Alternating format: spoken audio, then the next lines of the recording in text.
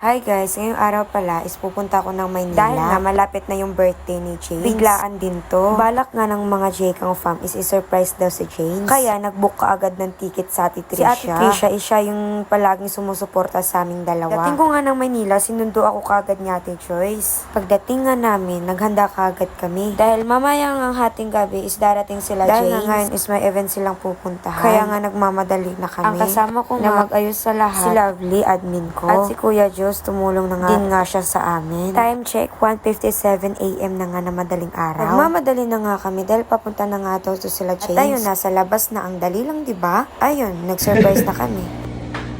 Happy birthday!